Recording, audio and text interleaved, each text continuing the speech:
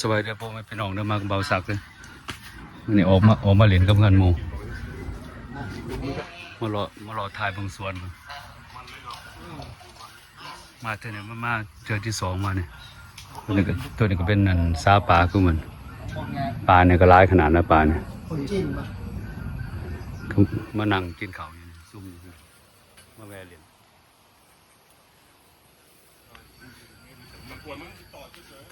ต้นไม้เนี่ยร้ายขนาดในสวนมันมีบดปลูกบดคู่ต้นนะเนี่ย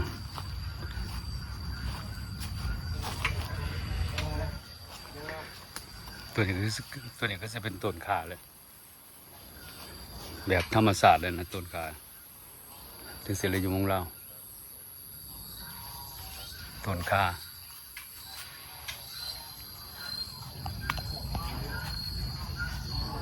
แบบงามขนาดนะตัวนี้ก็เป็นเงื่อนเพิ่นเลยเงื่อนเพิ่นเป็นเงื่อนใหม่ต้นมะพร้าวยังก็เต็มแล้วต้นมะพร้าวตัวนี้ก็เป็นต้นหน่อใหม่แบบตามธรรมศาสตร์เลยนั่นบางอย่างมาเบิ่งตัวนี่ก่อนตัวอย่างโพกิพาย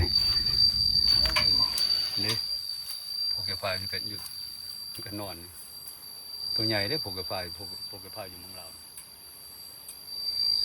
แบบตัวใหญ่กันนะเป็นหัวมันคือแบบหัวตรงหมูเลยนะแบบนูใหญ่นะพวกไปคนเก่านั้นเอาหน่อไม้มาให้มันกินนะนี่กินหน่อไม้มีแต่2 ตัวยังบ่มีลูกเบิ่งเสื้อผ้ายางไปเบิ่งทางหนาว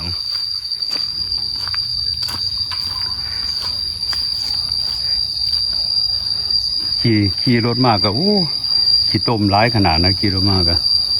แบบขี่ต้มแบบ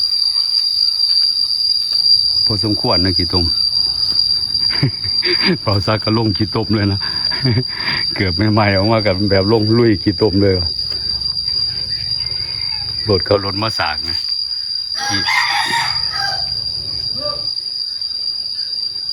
เอารถมาสากขี่มา3 กันนะมากับหมู่3 กันกระบอกไก่ดอกอย่างนี้ไปกันประมาณ20 กันนาทีนี่แหละตัวนี้ก็รถหมูได้มันเสียมากกับบ่ได้ราคาบ่ได้แพงได้รถนะแบบงามได้รถเนี่ยรถมาเล่หันผลมาแปลงใส่เบิร์ดกูแนวตอนมาซื้อมากก็รับประมาณ400-500เนี่ยหลังจากแปลงแล้วก็สิถือเป็นพันไปเลยแบบงามนะรถมาเล่ดิอันนี้ก็PCF รถมันPCF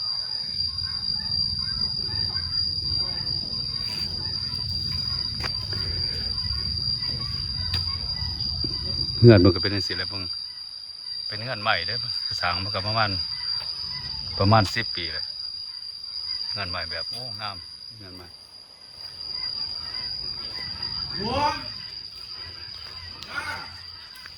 พาไปเบิ่งอันนั้นพาไปเบิ่งไก่ตอก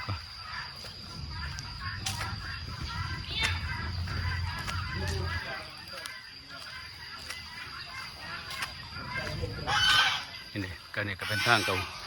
เงื่อนเหมือนมีแต่ห่านนะมีแต่เป็ดมีแต่ไก่มีเวิร์ดนะไก่ตอกมีเวิร์ดบักไม้นี่ก็เต็มนะเป็นบักไม้บักพร้าวบักต้อง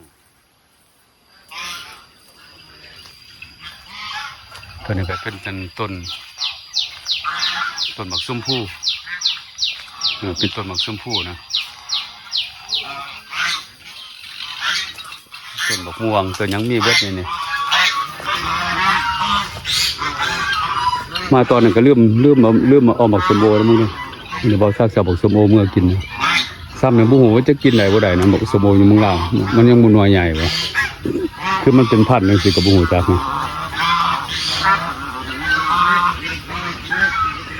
มันเป็นพันธุ์นึงสิบุ้งจักมันกินไหนคือบ่ได้หลายขนาดนะมันบ่มีคนกินเนาะแบบหลายขนาดนะเป็นปลูกกระเบิดกูแนวนะอยู่นี่ปลูกกระเบิดนะ ตัวนี้ก็บักนาวนะบักนาวเลยจะเป็นยังคือเป็นหน่วยสีอย่างเดียวขึ้นบักนาวบักนาว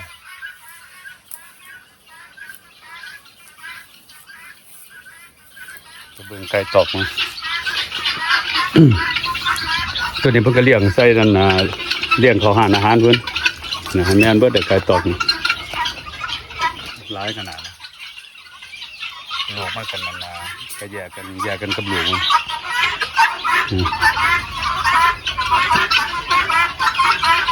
งามขนาดเลยไก่ตอกนี่เห็นนะติโตเป็นแต่สะอ่อนนะบ่แม่นน้อยๆเด้อเป็นไก่ตอกนะส่วนหลายเพิ่นนั่นเพิ่นเลี้ยงเขาห้านเพิ่นมีหานอาหารเด้ขายเพิ่นก็บ่สู้ขายดอกมันเพิ่นก็ปั่นอยู่เป็นลูกเป็นอย่างนั้นตัวน้อยๆนี่เป็นปั่นขายอยู่อันตัวใหญ่สิเพิ่นเก็บนั่นได้เป็นไก่ตอกนี่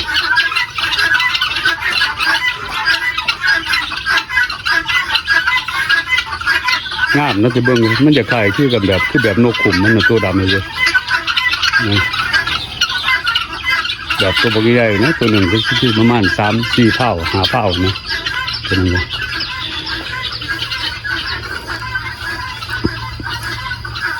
สวนมันก็เป็นในเสือสวนปลูกบังนาวเนี่ยก็ร้ายขนาดบังนาวนี่เลยจะเก็บมากินน้ำเหลวบังนาวเพราะว่าอยู่นี่อยู่เมืองลาวนี่ส่วนหลายเนี่ยปลูกยังไงปลูกต้นยังมันก็ขึ้นเบิดนะอากาศมันได้เด้ตัวหนึ่งก็สิต้นบักลำไยว่าจังไดบ่ฮู้ว่าเป็นต้นลำไยว่าก็บ่ฮู้จะเป็นต้นหยังตัวนึงก็เป็นสวนของเพิ่นเบิดแหละสวนนี่โดนๆเพิ่นมาอยู่ตัวหนึ่งเนาะเพิ่นก็ส่วนหลายมีแต่พ่อแม่เพิ่นมาเบิ่งมานั่น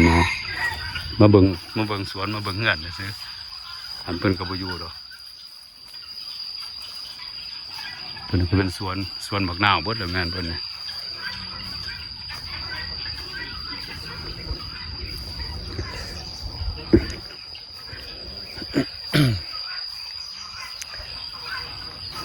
สิเก็บบักนาวมากินไว้หนึ่งเดียว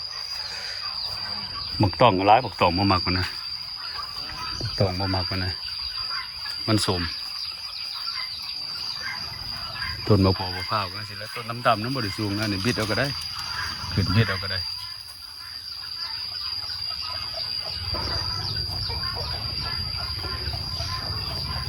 ตะเกาเงื่อนก่อนเพิ่นเว้านั่นก่อนเพิ่นสิสร้างขึ้นมานี่เพิ่นว่ามันเป็นทุ่งนาเด้มองนี่เป็นทุ่งนานั่นนี่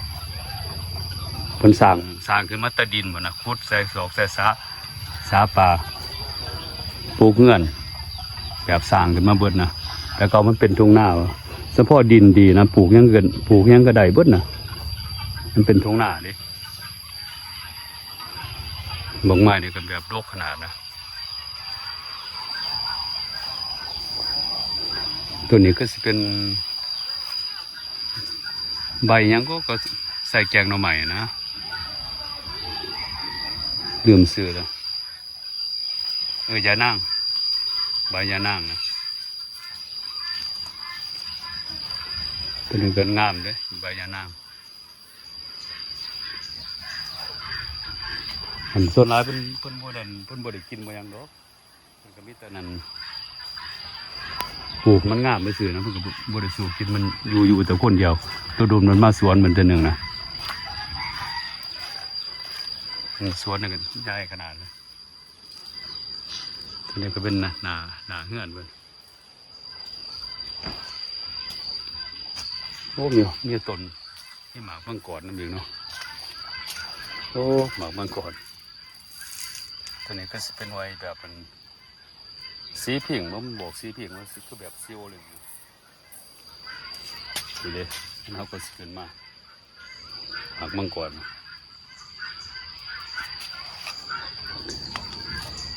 ทางข้างต่อไปนี่ก็เป็นเป็นนันทางผ่านรถไฟเป็นทางผ่านรถไฟ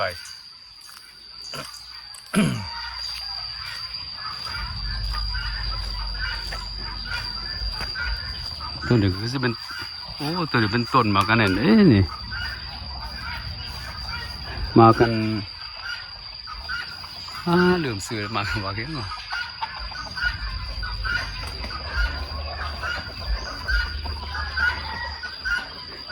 มากยังคนมาลืมซื้อแล้วก็ลืมนะโอ้มากระท่านตัวนี้เป็นต้นหมากท่านนะโอ้ลายน้องบอกใหม่เนาะปลูกปัญญาเมื่อพอดีจะกูไปสเก็บเอาหมากใหม่ไปกินเล่นๆกันหน่อยเจ้าเพิ่นปลูกเพิ่นกับปลูกป้าแม่ซื้อแล้วเพิ่นบ่ได้สู่กินหรอกเพิ่นก็เป็นสวนเป็นเฮือนนะเพิ่นเฮือนแบบงามนะเฮือนแบบเฮือนใหม่ใหม่กับใหม่ธรรมดาเด้แต่ใหม่ดีๆนั่นบ่เว้าได้อยู่ได้หลายปีจะได้เด้เป็นหมอดเป็นยังกันบ่มีหมอดเป็นยังกัดบ่ได้เด้แต่เป็นใหม่ดีมันบ่กัดใหม่เลยนะแบบอยู่เนี่ยมันบ่เว้าเด้หลายปีขนาดเลย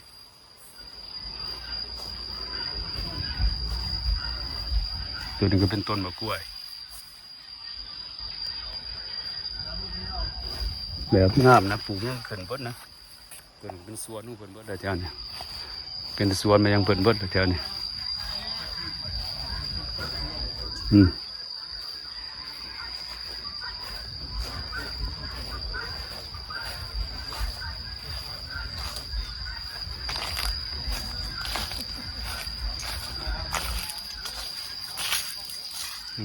ก็เป็นสาของเพิ่นปลาเนี่ยบ่เว้าเลยหลายเต็มเพิ่นเอาปลาลงก็ประมาณ10 ปลายปีเลยยังบ่ได้สาจังเทื่อบ่มีคนกินเนาะแบบหลายขนาดนะงามขนาดนะแบบสุดยอดนะเห็นได้เฮือนก็เป็นอันเสร็จเลยเฮือนถ่ายเบิ่งเต็มๆเลยเฮือนแบบงามขนาดนี้เฮือนนี่แบบงามหลายมาถ่ายเบิ่งอันนั้นชีวิตนั่นนะคนเล่าอยู่เมืองเล่าเบิ่งเฮือนเบิ่งต้นหมอกต้นใหม่เป็นพักเป็นหมากหมอกของใหม่ปลูกแบบตามธรรมชาตินะแบบงามขนาดนะโอเคก็ขอขอบใจหลายเด้อบ่าวซักกันเข้ามากัน